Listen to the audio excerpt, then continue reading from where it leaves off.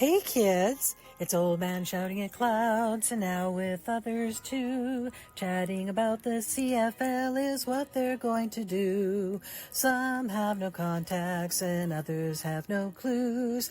Everyone will tell us all their quirky football views. Hear what Old Man and others know.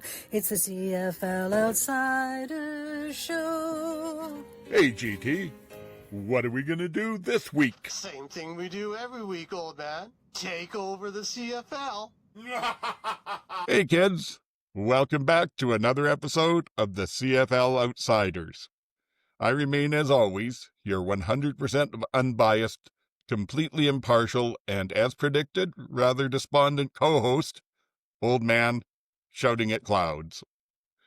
Joining me this week, back for the regular lineup, we start with MJ. How's it going? I have decided I am now also going to announce all the major deadlines in my personal life as with the Grey Cup deadline, like the federal government. And there's the other one, GT, as well. Hey everyone, how you doing? It was a super Saturday. Any week that both green teams lose is a good week for me. So there you go. Yeah, I had different opinions, of course, but we'll get to that. Unfortunately, we're starting off this week with another in memoriam. It's unfortunate, but the Winnipeg Hamilton game this last week was done in honor of Ted Goveia, the Hamilton Tiger Cats GM, who's been fighting esophageal, and unfortunately he passed away the morning before the game was played. I don't know what else we can say. Our thoughts, our condolences go out to Ted's family, to his loved ones, to all the people across the CFL that cared about him. My father passed from esophageal cancer, and I know what a bear that is. So hopefully I know he was fighting hard the whole way through. Hopefully he didn't suffer too much, and he will definitely be missed. I don't know as much about him, but listening to all the tributes, how much he was involved in football, right from the lowest levels up through the junior game here, university, and then, of course, the CFL. So that's it. Anything either of you wants to add? Or Yeah, it just sucks. Yeah, no, it's very sad, of course, whenever we lose a personality and a key member of the CFL family, because we're all family when it comes to that. No matter how much we banter about each other's teams, and one thing about this league is it is one big family league, and we all take pride in it, and we all feel the pain. So, yeah, our condolences go out, and on a night that was already pre-planned to be a tribute to him anyways, it turned into even more so of one, and it was felt throughout the stadium, right through the television, and I think that's real important. On a pure business side, I mean, he was such a builder in so many ways, from the Argos through to Winnipeg, through to Hamilton. And just already have turned that Hamilton team around this year from the last couple of years. And the footprints there, or the fingerprints are there all over it. And we'll see where they go, because they're going to have to look for another GM. And that's the bad side and the business side of this unfortunate circumstance. And it'll be interesting to see where they go. Yeah, I think Ted was going to be one of those guys where the sky was the limit, and as far as what he could take teams to, and so it's a big loss for the Tie Cats, and it's a big loss just for CFL. Like, sucks. It sucks. So yeah. It's a term that gets overused, but everything I see and hear, he was definitely one of the good ones. He was a quality human being. So, all right, well, let's move on to some, well, definitely less serious and, if not necessarily less happy stuff for me, is my fantasy update. Again, I got schooled a bit this week. I didn't hate my score. I was 106.8, but Trey Colbeck from the Canadian Football Countdown was my opponent. He had the high score in the league at 147 and change, so I lost by 40 points. And the good part is I think I know where I've gone wrong, and anybody that tunes into the Friday show, Old Man Plays CFL Fantasy, I'll talk about it there and what the learnings are, what we can take away from that. That was about it for there. Did you bother with the team, GT? I had something going on Friday, family-wise, and completely slipped my mind. And then by Saturday, it was like, so it was too late to really play, so I just passed entirely. But I would have had a tremendous. Alrighty. I would have had a tremendous. you would have picked Phil Pot. Oh, of course, in the 200s. All right. The other thing, while we had MJ2 here with us last week, we didn't get a chance to talk about something that the original MJ1 has done. She's got the CFL Outsiders up on Instagram. So tell us all about that, MJ. Where do people find us? What does it all mean? Yeah, so I'm not going to claim to be a professional Instagrammer by any means, but we have an Instagram account, and you can find us at CFL Outsiders. And we have, right now, 47 followers after a week. Nice. Our first, I'll take not it. bad. Our first Yeah. follower was Emmanuel Arsenault. Wow. So Wow. exciting. The Manny Show. We better Yeah. work hard at getting that right for him. Yeah, and then some other people of note that have started to follow us. Mac Mahone Wow. is following us. Kevin Brown. Good. Yeah, Calvin McCarty, Almondo Sewell. So guys, and the Tune Out podcast. So I like it. we're on our Nice. way. Terrific. Yeah. Wow. Good. Sounds like we have some guys we might need to interview. That'll be the Yeah, next then that'd step be for us. fun. So I'm just gonna post. That sounds scary as hell to me. And if one of you two wants to do interviews, we'll get into it. That would not be my strong suit. Yeah, so we're just posting like clips to of the show. We're posting links to the YouTube shows. My sister is a Canva genius, and she has made a Canva outline for us for our weekly picks. So Oh, good. they're in print, so there's no hiding them now. They are up, and everyone can see them. I So like it. our top video so far, GT's MLSC rant, Uh-huh. is Wow. up to it's approaching 2,300 views. Wow. Our other videos are only in the hundreds, so GT, you are the star of the show. Yes. A lot of people like what you had to say and agree with you. I think so. I think you know what you said really struck a chord with a lot of people, and there's so it was very timely. And if you haven't checked it out, check out GT's whole segment. It was great. Good. Yep, definitely. Yeah, from last week, there was good stuff there.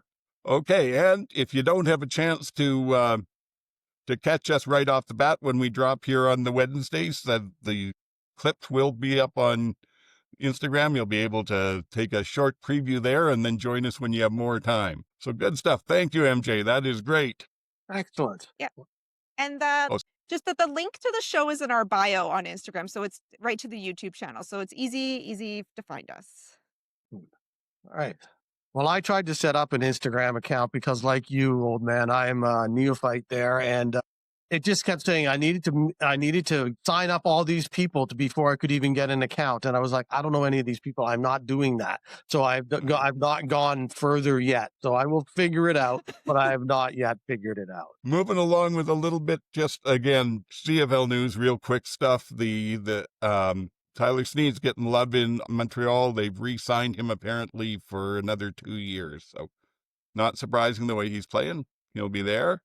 And then, MJ, you were also mentioning something about the Chad with his video, I'm playing, oh no, I'm not playing, oh, something like that. I know I said I wasn't going to talk about him. As we all know, Nick Arbuckle's out 2 to 4 weeks. So I was thinking, is Chad going to play? So the CFL Outsiders follows Chad Kelly on Instagram, so I've hopped over. He has deleted his comeback video from his Instagram.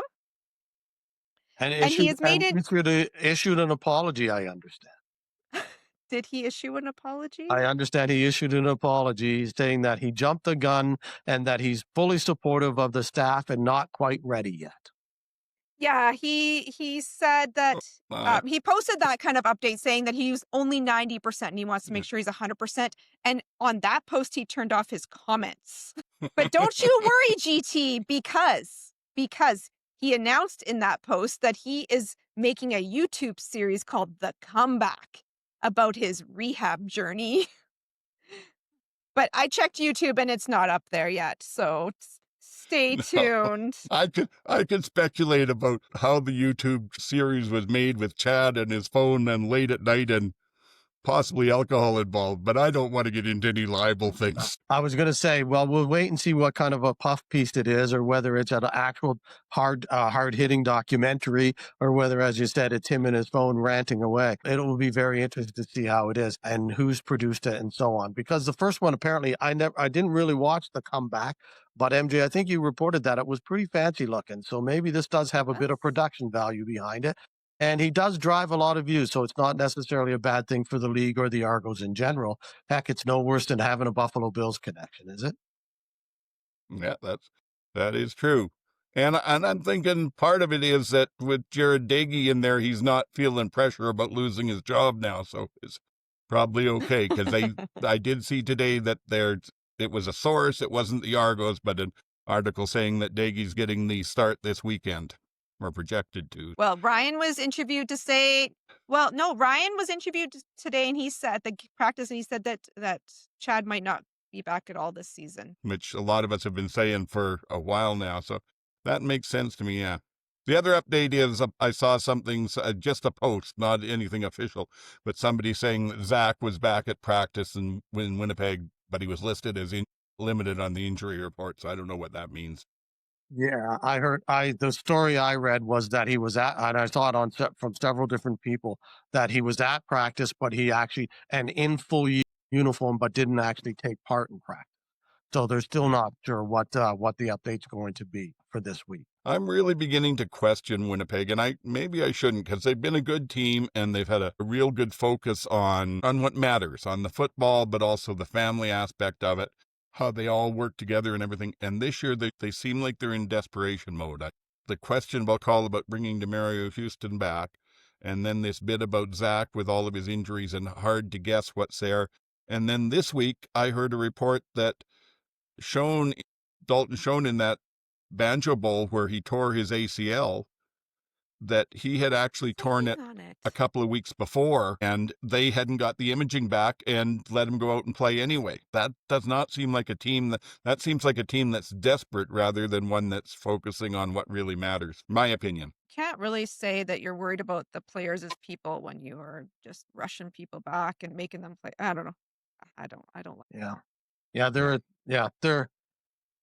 It seems like they're a team right now that knows where they stand, knows where they're falling to and where they've fallen from, and are desperate to try to do anything to maintain their grasp.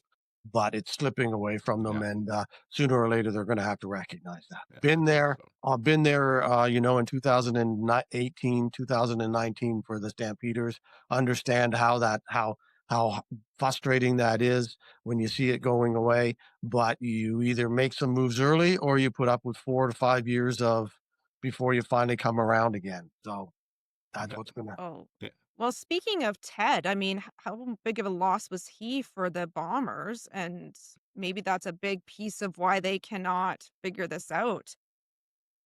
But we've all been there. Every team has these issues. It's not... Hey, Flyer fan here. I have frequent Flyer points to there. I've been there more than I've been not with the Riders. It's usually about a 4 or 5 year cycle up, down again. Okay. We have a 9-team league, and my team hasn't won since 1999. Well, Yes. Yeah, but I think you still beat us in totals. Well, take it back to 1870, That's the one thing that gets please. so exciting about if the Riders have a chance this year. It's the fact that, hey, it'd be the fifth time in history, so they're all that much sweeter. But I decided we've had both the MJs play this little game of ranking people lately. And I heard a comment on the weekend, so I thought I'd try you guys on this now. All right. Well, before we get into the game, I just want to jump to something that I saw in the news, if you don't mind, old man. Oh, right. Sorry, I forgot that. Very quickly. It's sorry, I didn't put it in the notes, but I saw a story tonight, and I'll credit 3 Down because that's where I saw it, and I didn't get all the details. I'm waiting for most of the details are in the story, but I am waiting for an update from the podcast that I listen to about U Sports and OUA football in particular. Those guys are really knowledgeable, so I'm looking for their comments as well.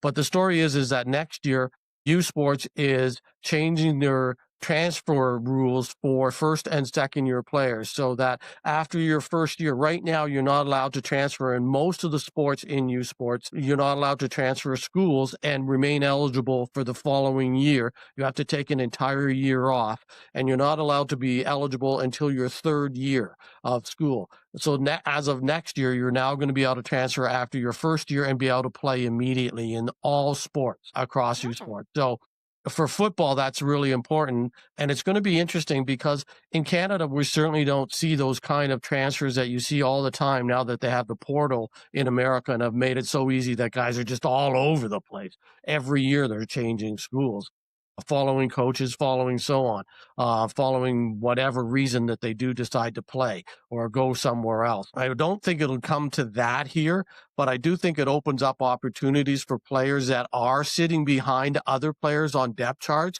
and feel there might be an opportunity to move into a starting role in another program. So I think you will start to see these players move around more. Right now, it's usually 4 and 5 years at the same school for most players right now, because you're also getting your degree, but you can transfer a degree fairly easily these days as well. So I think it's going to make a difference in how U Sports responds and how they do allow it. There's already been a couple of players that have transferred in from American schools this year. Both the UBC and the Laurier quarterbacks are in fact American, both Canadian kids by birth, or I believe, but have been playing in the U.S. and now have transferred back to U Sports programs.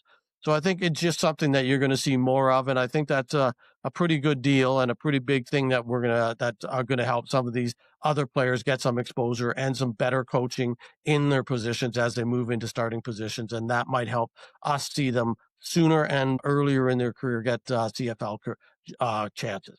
So I just thought it was important enough to bring up. No, that's like big Yeah, for all I agree with you. sports. It's the kind of thing that I don't know if it's going to be huge or absolutely nothing or somewhere in between. I tend to agree with you. I think you'll probably see it as mostly in something where either you're a backup on a stacked team and you, like you said, you want to get a chance to go somewhere and start, or if there's not that much difference in the levels of Canadian university ball, but there are some areas that are lower. And so the other thing that may happen is if you end up going in year 1 or 2 with one of the schools that doesn't perform so well and you really do well, you might want to try and transfer somewhere that gets you more national exposure. And I think that'll be probably the most of it.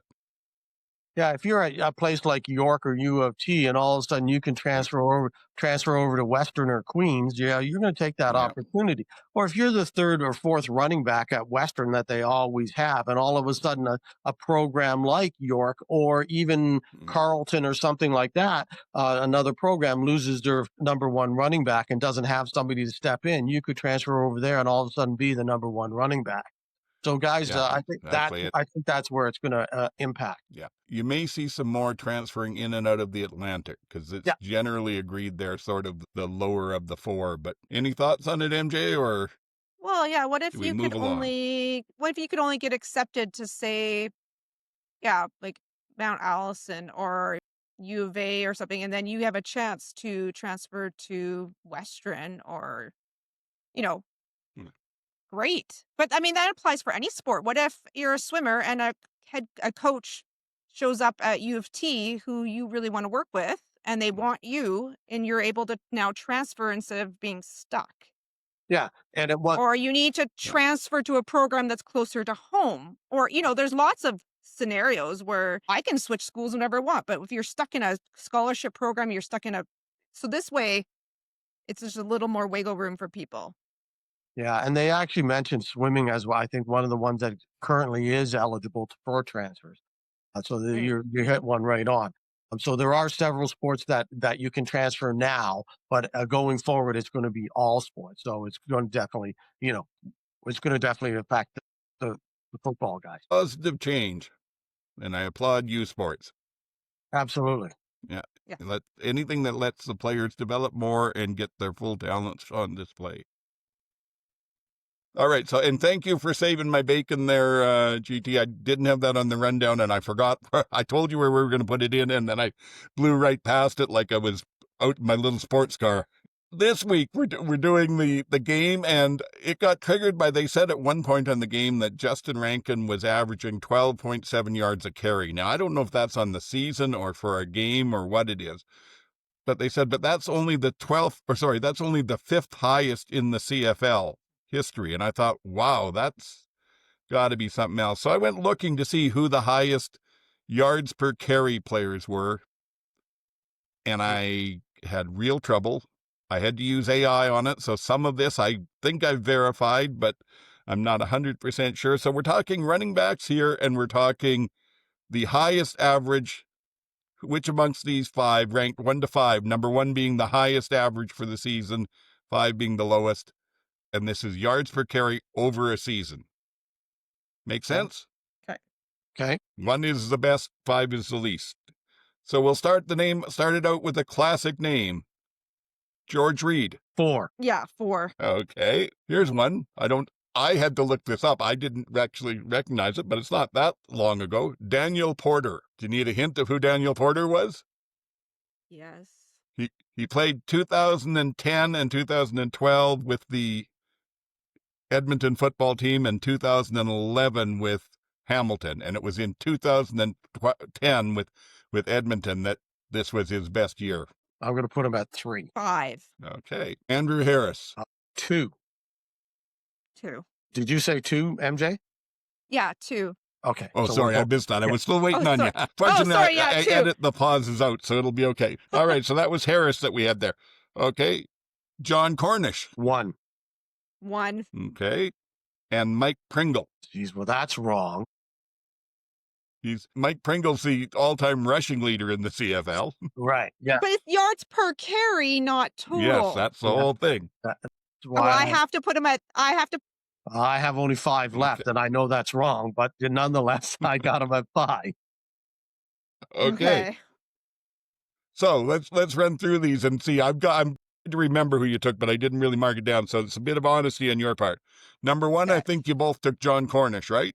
Yes. Yes. 7.7 yards per carry in 2010 with the Stampeders. So he's right. Now, when we move to number 2, that's Daniel Porter Okay. of the Oh. Edmonton football team in 2010, 6.7 yards per carry. Number 3 is George Reed in 1965 at 6.5 yards a carry. Number 4 is Andrew Harris in 2019 at 6.1 yards a carry. And Mike Pringle, GT, you were right, is number 5 at 5.9 yards a carry in 1998. So you weren't that far off on most of them. Yeah, well, pretty good. It's Not bad. terrible. We got Yeah. John Cornish right. You got Yeah. John Cornish right. Hey, and GT got the Mike Pringle right. And I think some of the others you were close in on. I just thought, like I said, I thought that was interesting. But the biggest thing with it was this was all since basically the 90s or so. And they were listening to them. And I tried everywhere I could go to show me something else, because there's got to be a lot of good stuff in the back. And even using the AI, it just came back with, there's a lot of unverifiable information, but this is what we can say is true. So those were the backs we got. I think I'm gonna pull out somebody like Jesse Lumsden or something. Yeah. Well, I was thinking about it. In fact, if it had been easier to find the stuff, I was going to look for somebody that nobody had heard of that was the lowest possible yardage adage from somewhere like the 60s that you might not have heard of, and you'd be going, well, I don't know. Yeah, exactly. But that didn't work. CFL stats didn't have that. I'm surprised that you weren't able to get those. Have you tried using that site? It's terrible. I've tried using it. I couldn't. I don't have a lot of luck with it, and it wasn't great for giving me something where I could historically go back and I couldn't find a way to go back and just see who was the top yardage per carry leader all the way through. It may be that I'm not very good, because like I said, I tend to avoid CFL stats because it seems like I'm not bad at, I used to be not bad at research, but something on the way that page is set up, it just, I end up banging my head into the wall after using it. Yeah, I've never really spent a lot of time there. I've heard various, people degrade it and say it's terrible. Mhm. But and then I've heard interviews with their statisticians, and they seem like they really have a handle on it themselves. So I don't, I don't know whether it's the system, whether it's still that genius sports nonsense or what it is. But that should be something you should just be able to click and get all-time rushing yards and you should be able to just click a button and get that. So if they're not You would able to think. do that, that's a fail. You would think so. And I'm not saying you can't, but I don't know how. When I've looked on the page and tried to go very deep, they want you to understand statistics to a certain degree. And so you're putting in variables and changers and filters and that. And that's just not my jam. So anyway, move on to some other stuff like, the games this weekend. There were 4 of them. I said to the folks here before we started the show that my opinion, there was really one good game this weekend, which was the Edmonton at Toronto. It had a bit of a playoff feel. The others I felt were kind of duds, but we may as well head into them. And that started Friday night with Winnipeg going into Hamilton and Hamilton taking it 32-21. Got anything to tell us about this, MJ? Well, I have notes. I was saying before this that the Ticats won, but I don't feel good about it. I don't think they played well.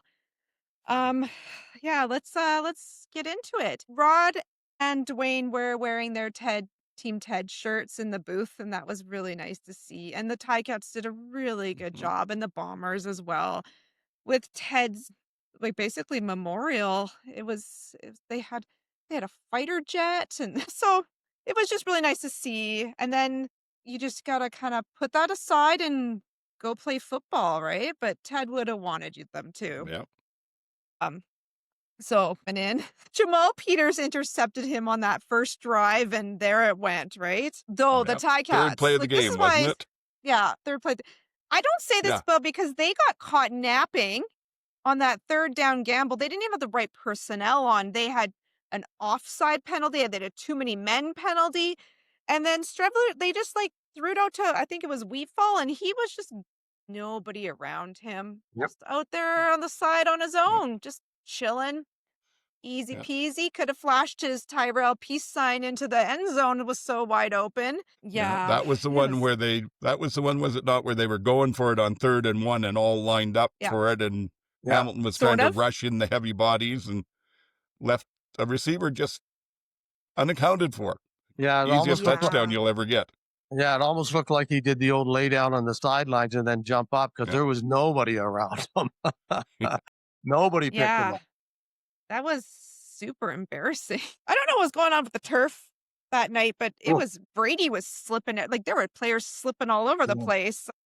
Someone joked it's because Tim Hortons isn't the sponsor, so they can't maintain the turf anymore. And I was like, guys, come on. But you never know in Hamilton.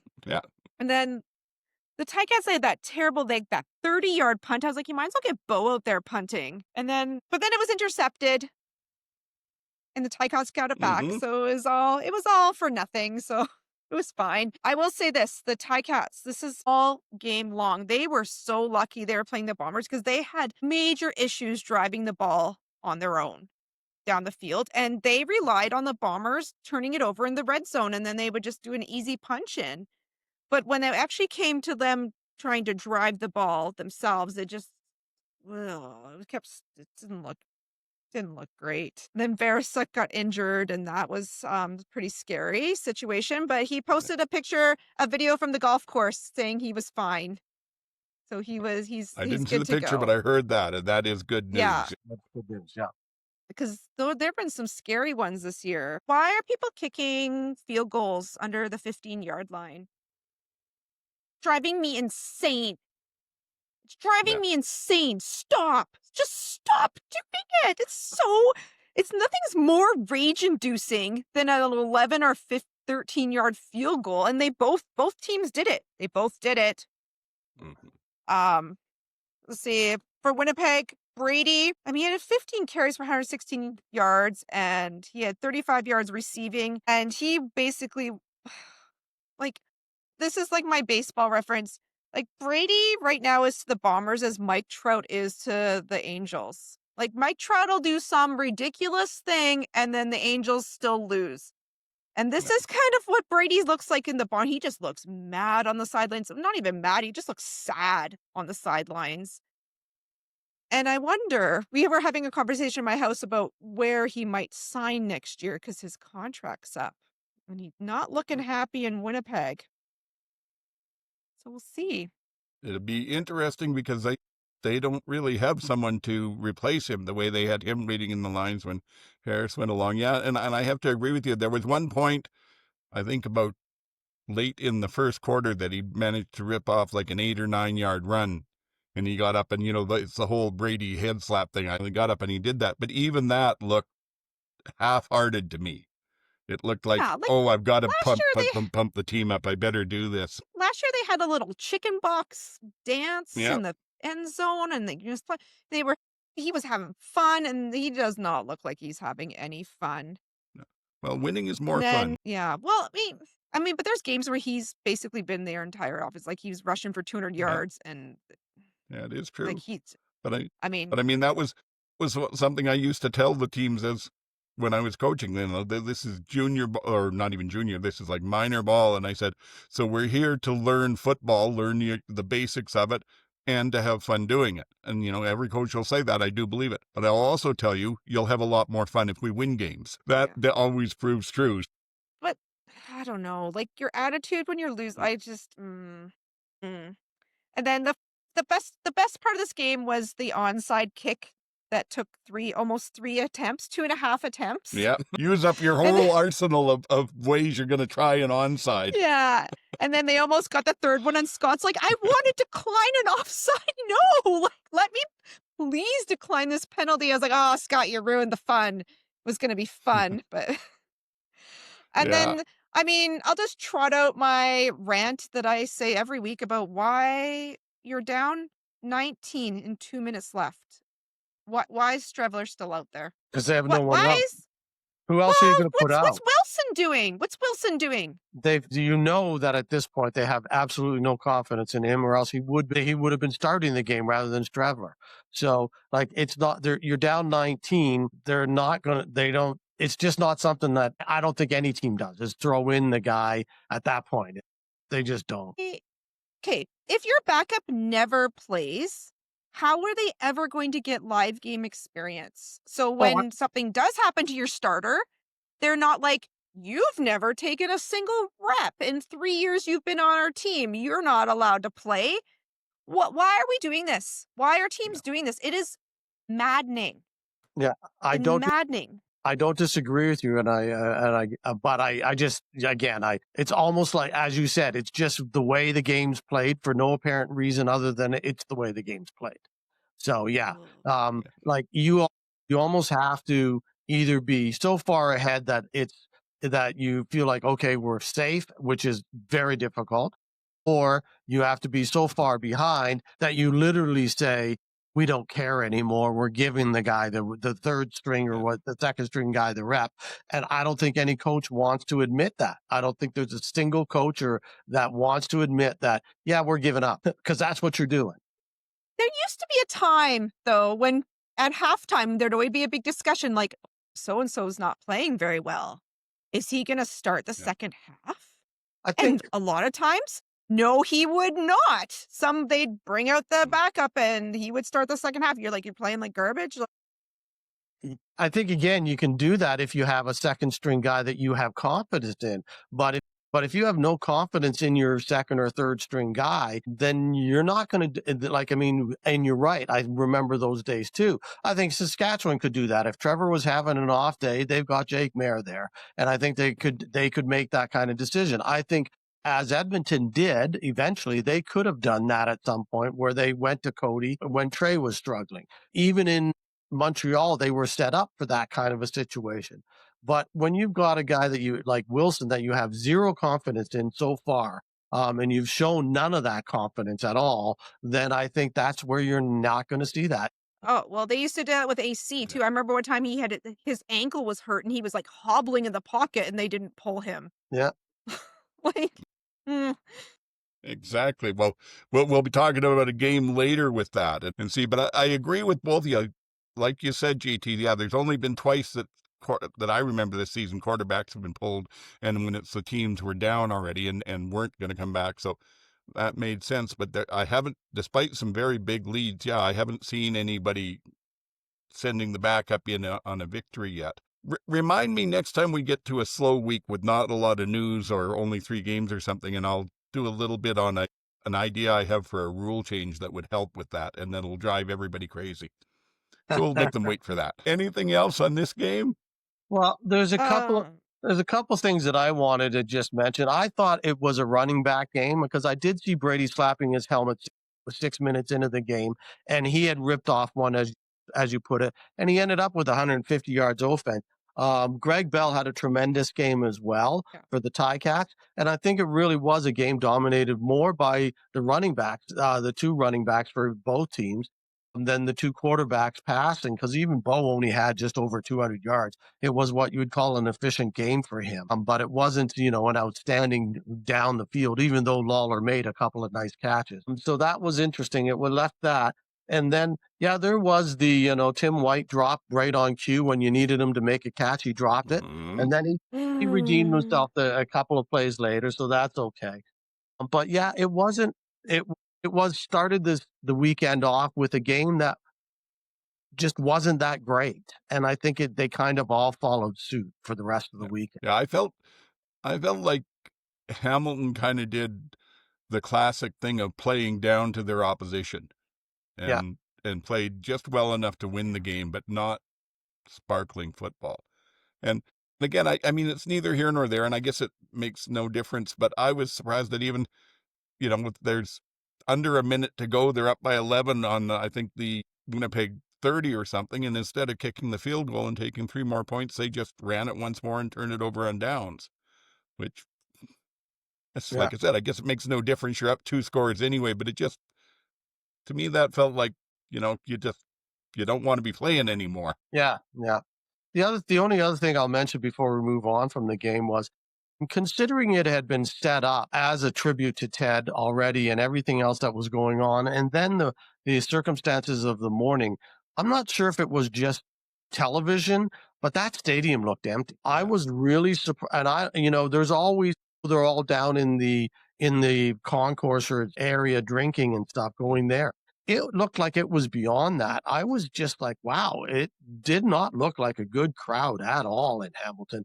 Then the numbers came out. I saw some on Bluesky. There's an account that posts all the attendance numbers, and it actually looked like a nice attendance number, but it sure didn't look like it from the crowd shots that I saw.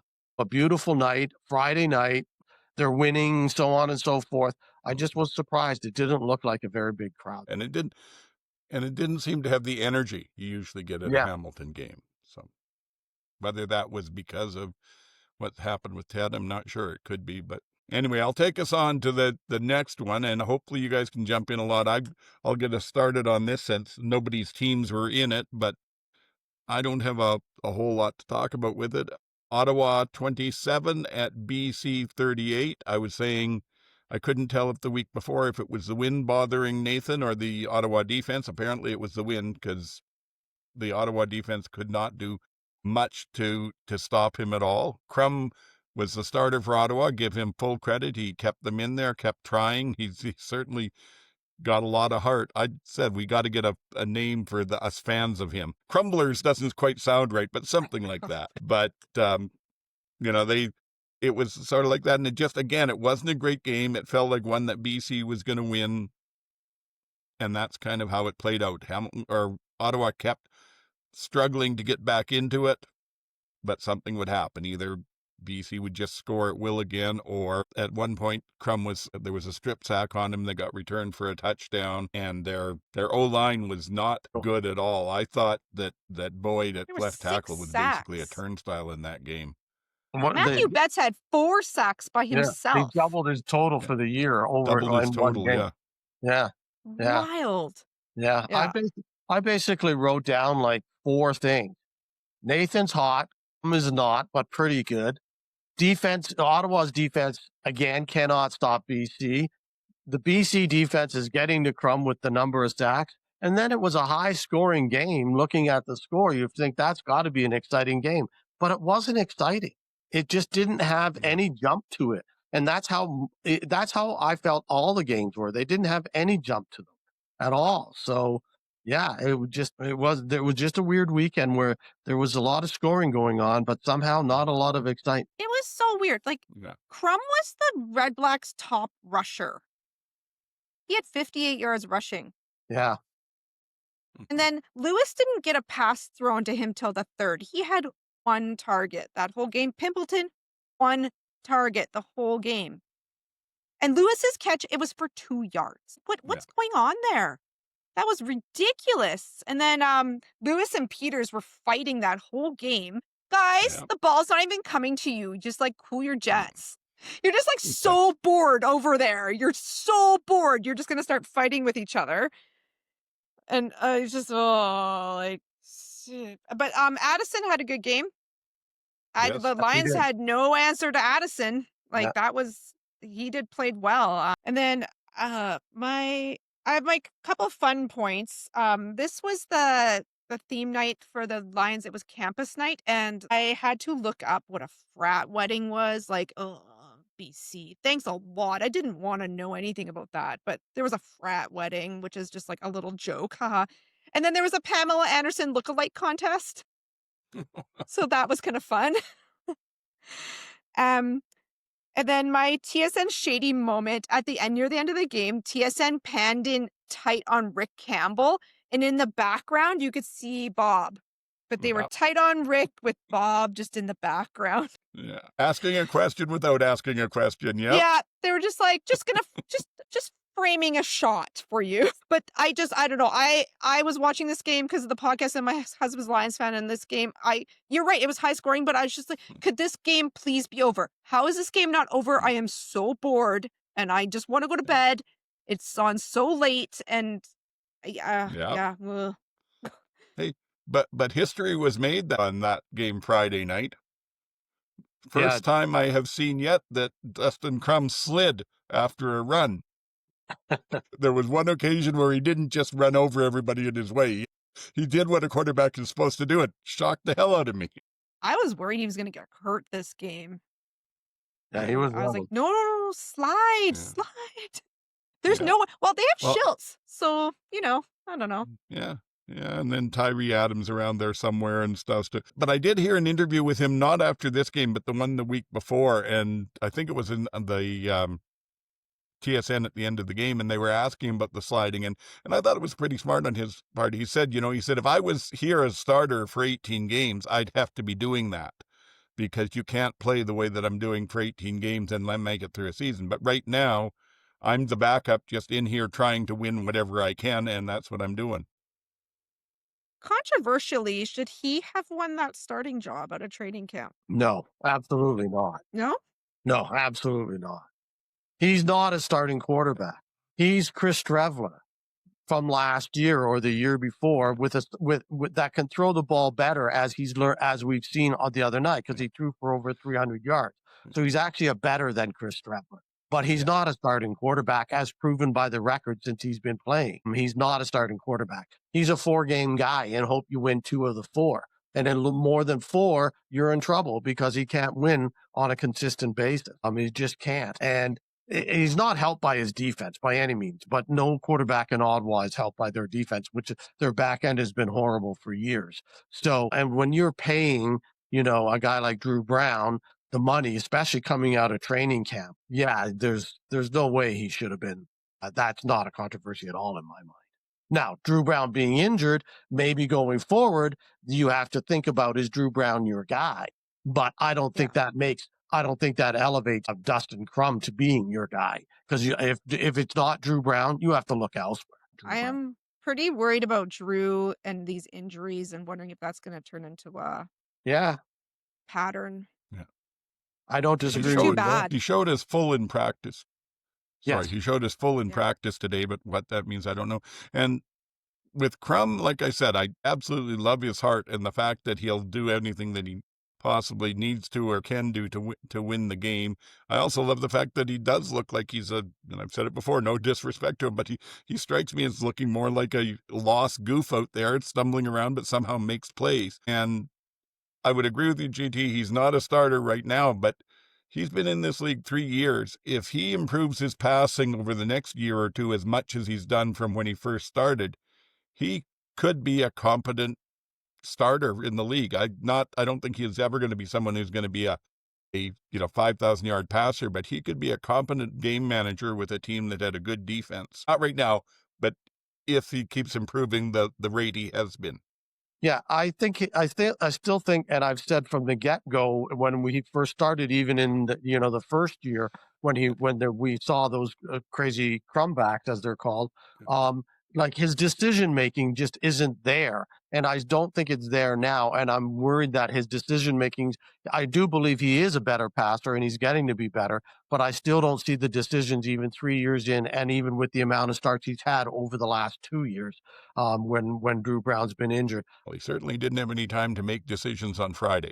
No, no, he had no help, and that's another area that Ottawa spent all those draft choices on offensive line over the years, and they still have not managed to have a decent offensive line in years, no matter who they put out there. Yeah, I think we beat this one to death. Anything more? No? Well, we don't have Calgary this week for you to take the lead on GT, but I'm guessing you were at the game in Toronto, and so we'll maybe let you take that. I'm just going to make one comment to start this off, because this occurred to me about 2/3 of the way through this. Is Cody Fajardo the CFL's version of Rudy? Rudy, you're too small, you can't do it. Rudy just keeps coming back. People keep telling him, you're not good enough, and he keeps right on. He just doesn't give up. Well, also, okay. Well, I kind of think if Rudy was right, didn't he never play except for one down as well? So, yeah, one down in the final game of his career, but but it's got that bit of a vibe to it. You got to feel for Cody. They knock him down and they say, oh, you get us to the Western final in Saskatchewan. No, that's not good enough. You win a Grey Cup in Montreal. No, that's not good enough. So he's back in a backup in Edmonton, and all of a sudden he's the savior again. Well, okay, so let's talk about the game, because I'll talk about Cody as well as part of that. Okay. Because he did next to nothing that game. So as much as, he might be the savior, the Emperor's clothes are coming off, to do another paraphrase, because he's looking pretty naked after that game, because you look at the points that they scored. What was the final score of that game? 31-30. And I believe, if I'm not mistaken, at least 21 of those, if not more of those points, came off of turnovers. So that 24. They were handed 24. So drives that they sustained and drove down the field weren't happening. Toronto's defense basically ate them up for that game. And it was not. So it was Nick Arbuckle doing his best Chad Kelly impersonation and throwing into the arms of the opponent every other time that he got on the field. So that's what happened in that game. And it happened from the beginning to the end until Chad left, or until Nick left the game. Arbuckle left the game, and he shouldn't have even come back in. When we'll talk about that too. They just did everything wrong. That was the worst first half I've watched live in a football game in a long, long time by a team, by the Argos. And they did everything wrong, and yet still they were in the game. They had no right in winning that game at all. Even the guys on the Argos podcast said after the game they had no right to win that game. They had 6 turnovers. They lost. That was incredible, and they still managed to win the game. That tells you again about how Edmonton's offense was operating. When your defense is giving you 6 turnovers and you can't win, that says something as well. So anyways, by the end of the second quarter, when they finally got on those 3 points, they desperately needed those to turn the game around, and I'm glad they did. That call on the first 3rd and 1, when they went for it in the first quarter on 3rd and 1, and they went in the shotgun, it was just like, what are you guys doing? They weren't even lined up right. From up in the stands, we could see the players didn't even know what positions they were supposed to be in. They were waving the receivers into position. It was just a botched play from the beginning. And then they did the exact same play again and botched it again on a 3rd and 1. So, it was just terrible, just terrible. They were lucky to get out of that half with 3 points.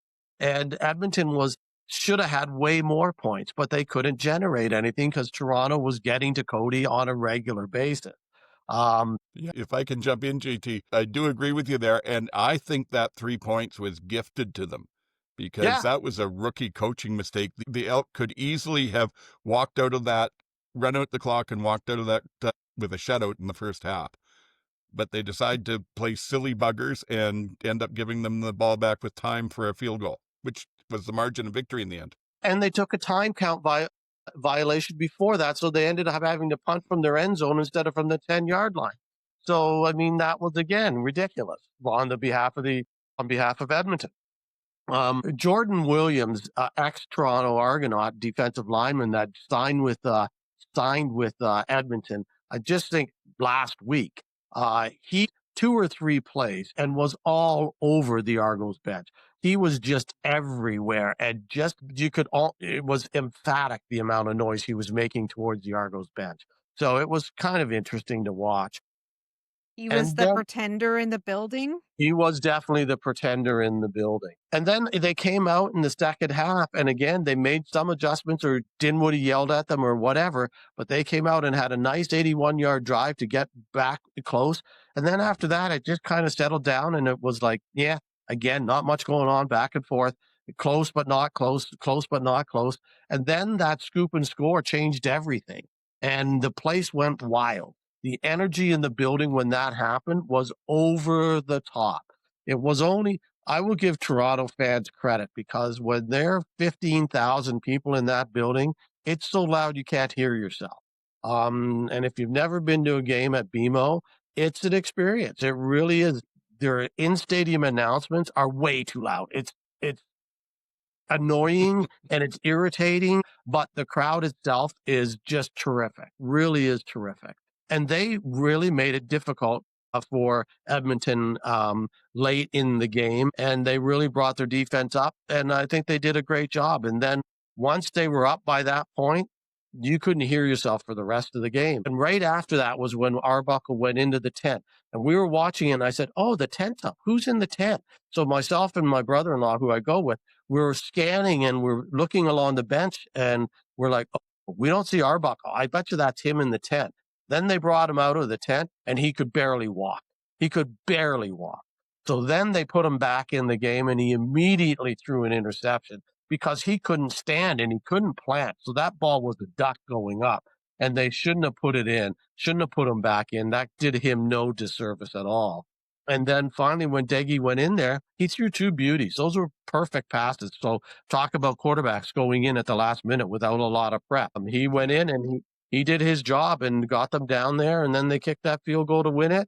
And then brouhaha ensued, and we're all like, what's going on? Wow, that's getting testy down there. And then we all read about it and saw it all after the game. But because we didn't see it live, it was just a massive crowd noise. That's how it ended. It was all fun. And as I say, it was good for me. So. Yeah, there you go. It's all about you. We didn't do a segment for it. We should have. I'll say on TV that stuff with Arbuckle was fairly obvious. But after the interception, he threw a touchdown on that bat on one leg. Did he not? I think he played one more series and threw a touchdown for it. I could be wrong, but I was sitting there thinking. I thought he was injured, but it didn't show up as much. Then he threw the touchdown. Then he went into the tent. Then he threw the interception. Then they pulled him. Yeah. That's how I remember. It could be that one, but yeah, I was saying to myself, shades of Byron Leftwich. Are we going to have the lineman carrying him down the field to make the next play? Yeah. It was fun. What you got, MJ? Well, poor Nick. I felt so bad for him. Like, nothing worse than watching a quarterback like hobbling around. No. It's just tough. That nonsense after the end of the game. So many people are like, this is because the benches are on the same side. And I'm like, no, that's not the issue. That's not the issue, because other major sports have benches and all their stuff on the same side of the field. And it's not because of that. And I thought what Ryan Dinwiddie did was extremely embarrassing. I don't mind the Deggy stuff and the Deggy thing where he's like, the cut it out, they cut me. I thought that was kind of funny, but it was completely overshadowed by Ryan Didwitty completely losing it. And then I got accused this week of being the no fun police. And I was like, I am all about the fun. I love, if you want to point and say ice in the veins, fantastic. You want to make a big, like, first down sign and, like, lord it over everyone, be my guest. You want to make a bobsled touchdown celebration or a bowling one? Fantastic. You want to jump into Pilsner country and drink a beer? Great. Hilarious. My all-time favorite is when all the Ticats jumped into the boat at the Bombers game. Hilarious. Great. Do it. And got fined. We all have a great time. So much fun. So much fun. It's what Ryan did is not funny. And it's not fun. You know what? Honestly, also I was thinking about today, and if it is true that some of the Elks coaches were also beaking off and being ridiculous, then Mark Killam needs to figure that out, because that's also not okay. Coaches having meltdowns at each other on the sidelines is not okay. I expect that from some players, but I expect it on the field.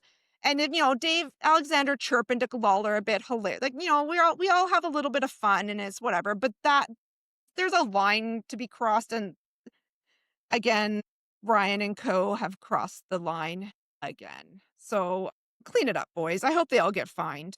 Oh, I suspect they all will get fined. Like, find them all. It's embarrassing. Well, Another it's place embarrassing. that's not really Happyville in the CFL right now. No, and it's embarrassing because the Argos have so much, like, media on them because of this Bills MLS thing, and then that's the stuff you pull at the game right after. And it's a John Candy night. And so there's lots of media, and this is what you pull. Like, I don't know who you I don't know who you think you are. But anyway, neither team were played great. So you didn't even have, like, what are you even trying to say? You didn't even play well. And now your star quarterback's hurt. And don't forget, we're not exactly talking about an organization that has irradiated class with their decisions lately. So, oh well. The one thing that I did enjoy, well, actually, like I said, to me, this was the best game of the weekend, and it wasn't a great game, so that tells you sort of where it went. But I think probably the point of the game that I enjoyed the most was where Jumpin' Jake Herslow decided to do one of his hurdles, and the Edmonton DB took him on face up and smacked him right in the head with it.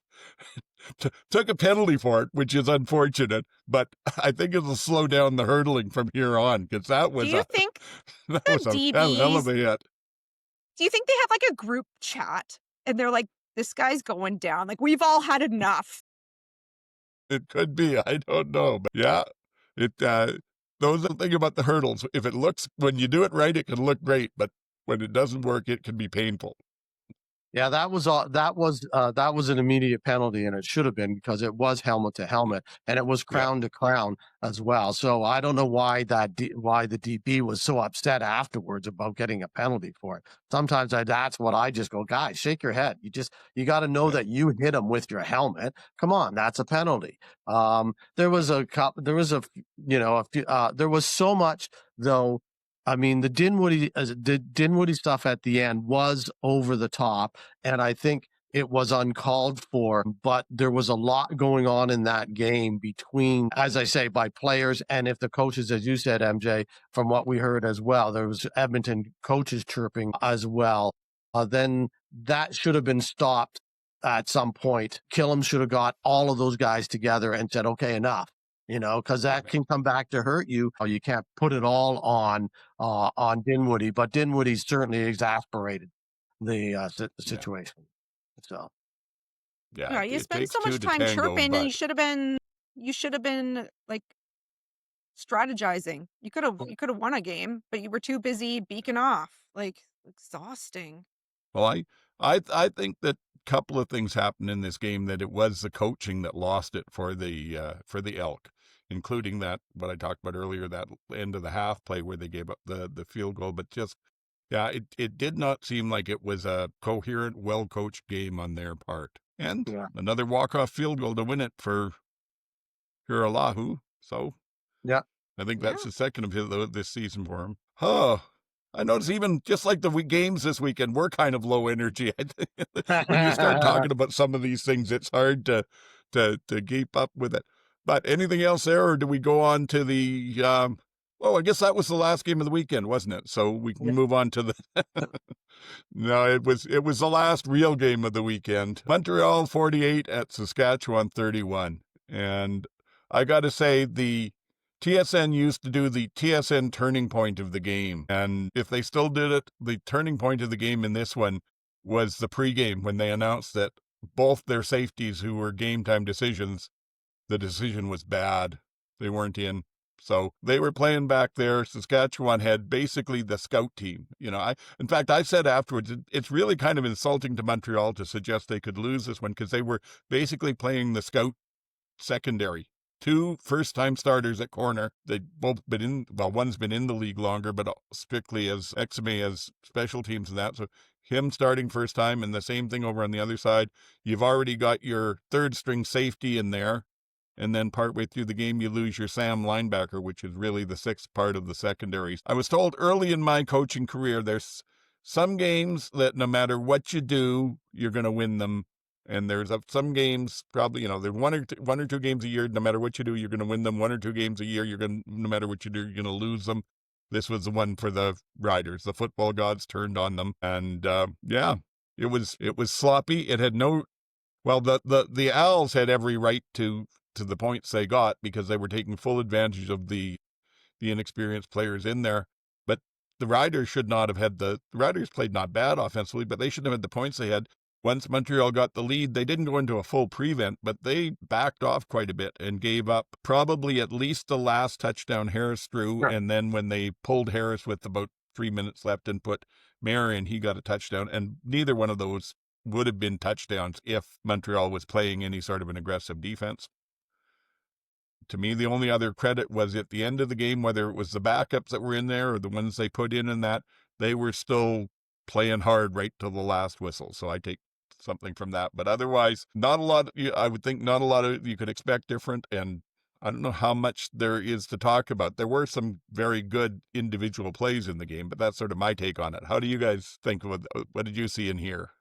Well, I saw, my notes that basically MBT's on fire for first time in the year. Philpott's on fire. He looks like the guy that's back. That was the, Canadian Player of the Year a couple of years ago. And the Riders were in bye mode. They were just like, they were going into the bye and it looked like it. They just looked like they had nothing going on. And they looked like Calgary the week before against Edmonton, where they were just like, yeah, we got a couple of injuries. We're just going to try to get out of this game and go home and chill for a week. Sure, we're going to play, but we're not going to play. Now, that's how it looked. And then it's just a burn the tape game.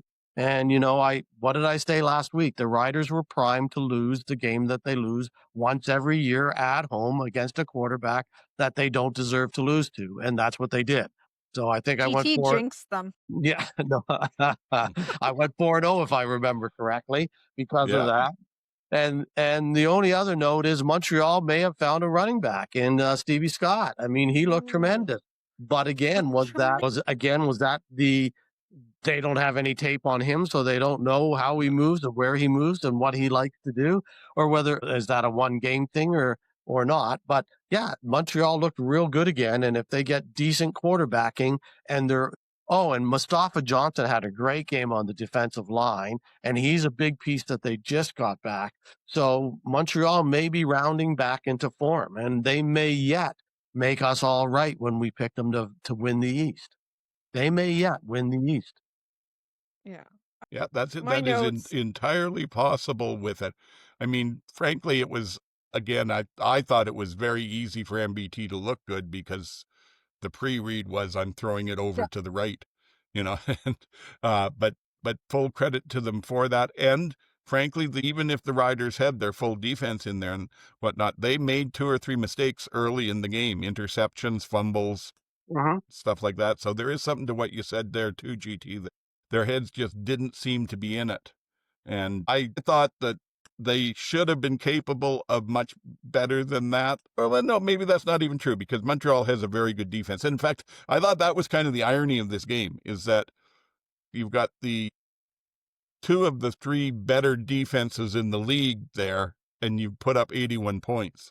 But really, it was just the way that it turned out. One defense wounded and the other one saying, well, you know, we can give up some ground and some points because we've got an 18-point lead, and we'll just, anytime they score, we'll march it down and refresh it, and we'll be back to 18 points. Yeah, what do I have? A few things. Maltos missed 2 field goals. One was so far off. But it must have been a bad hold. I'll give it and say it was a bad hold, but he did not flex that whole game after that. Every time after any field goal, there was no flexing. I think he was pretty upset with himself. Their punter punted. I felt bad for Exume. Honestly, people just ripped him to shreds, and I was like, man, he doesn't even play that position. And I don't know, are they not allowed, like, surely maybe they should have switched some DBs around in the middle of that game or something to just give him a break. Have any more. Yeah. Well, no, but who was covering Mac? There was other receivers on the field who had a DB. Like, they could have carouseled them around a bit, I think, just to give him a break. Well, yeah, the one thing that you could have done is swap the corners and put Sapp over there. But would he, you know, as a first gamer, would he have been any better? And the thing is, that was also, if you looked again, no all 24. I'm not going to whine about it, but I'm seeing what I can see just on the TV.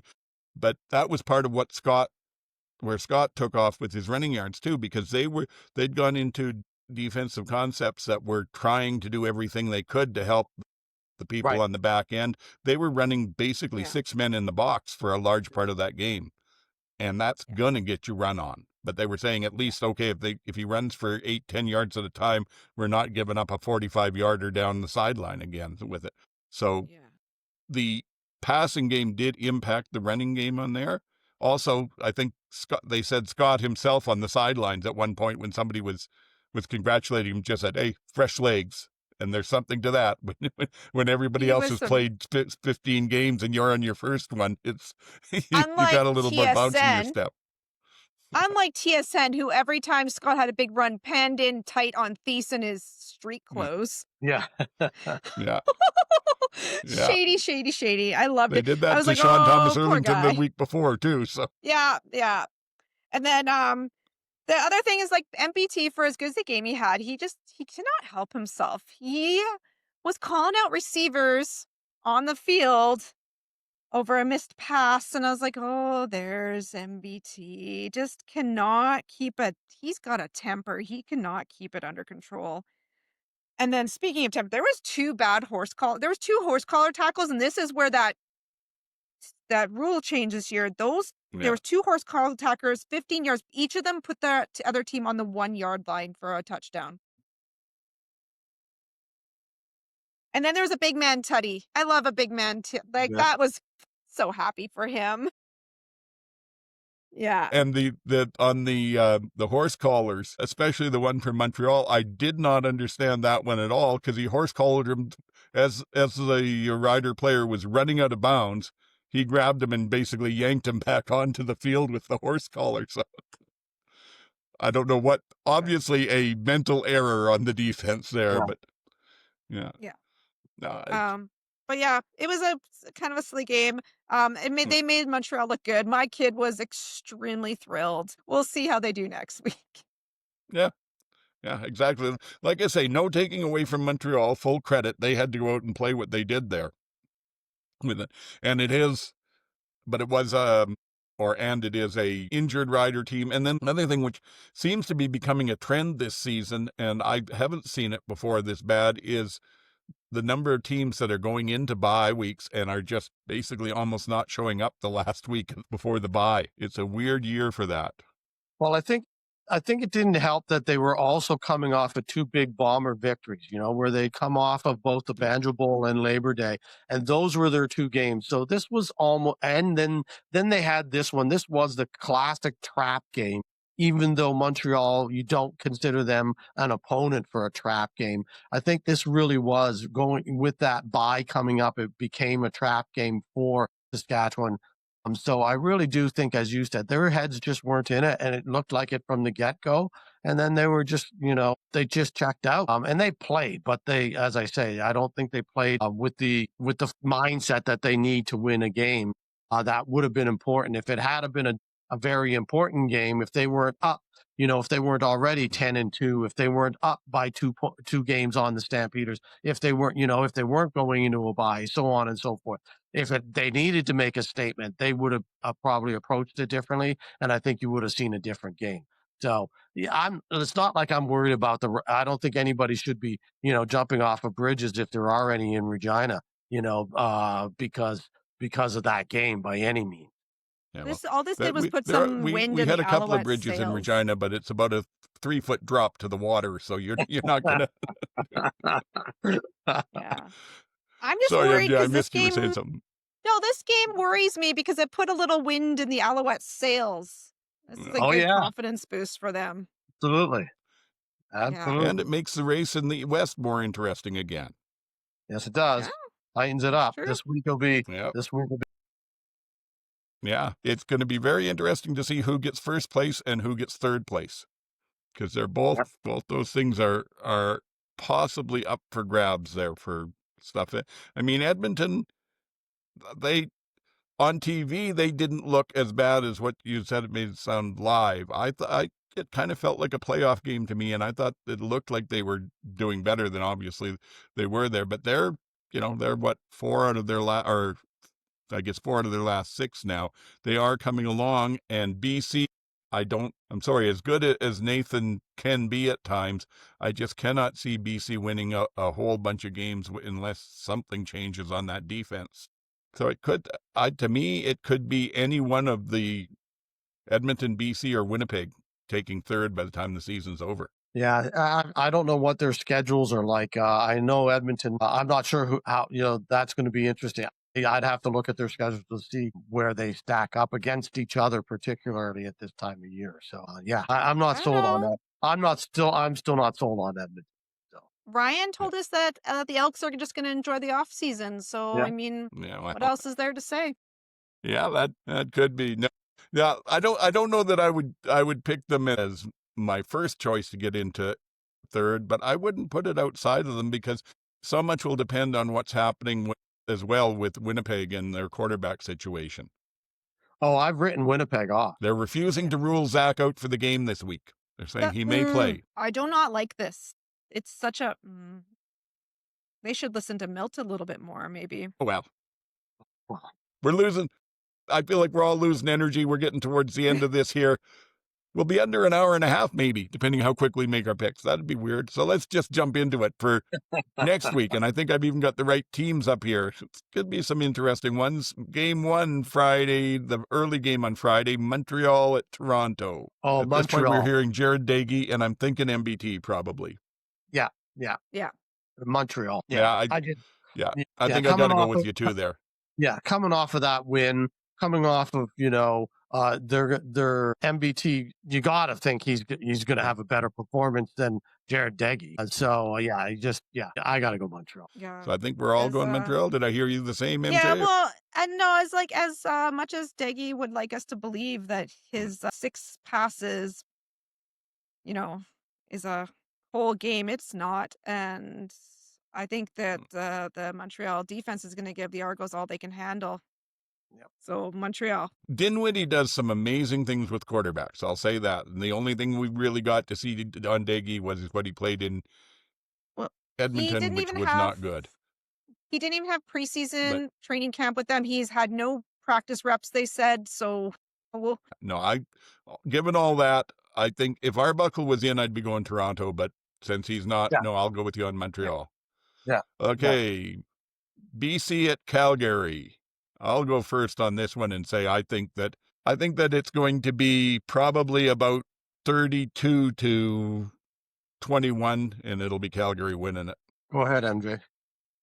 This stresses me. VA stressing me out because he looked so bad last game.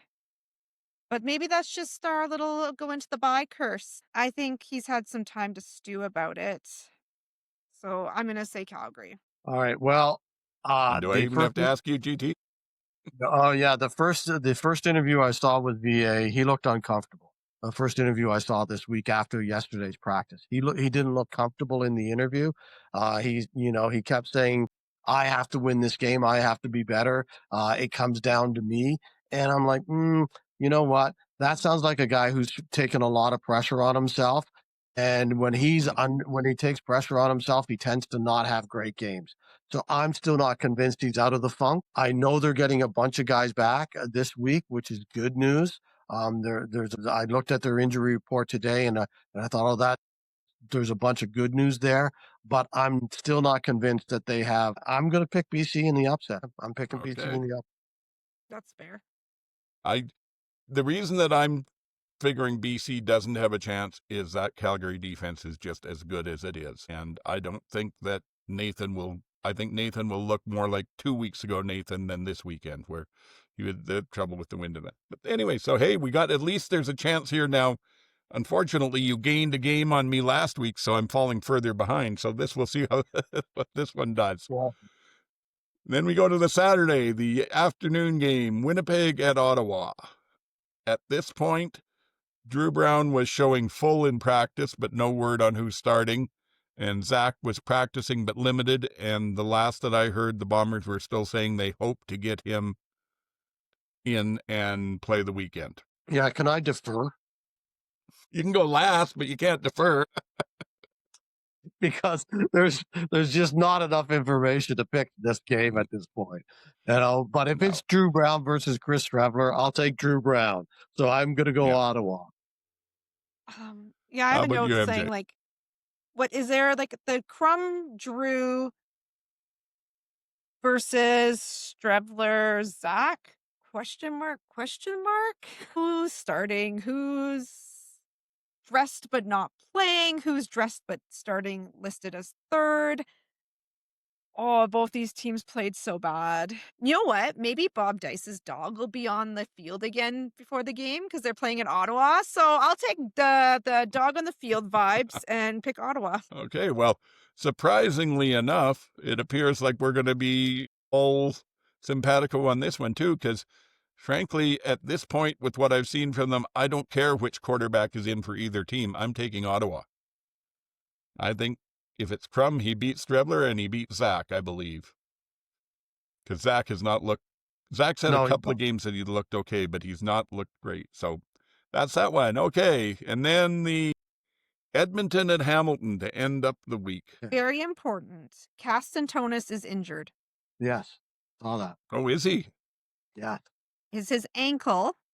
And if he is not playing, that defense is garbage, and I'm going to pick the Elks. Okay, well, I think Edmonton, I'm not sure if they stayed here, but because they were in Toronto on a Saturday and now they're in Hamilton on Saturday. So if they flew from Toronto back to Edmonton and then have to fly back to Hamilton, that's a factor. I think their offensive line is showing its warts again. I think that's a factor. And I think, that Hamilton has played very well. Casatonis is a big part of that defense. I agree there, but I think both Amos and Peters had interceptions last week, and I think their defense is getting after the quarterback now. I think Bo can outgun Cody if that also if it comes down to that.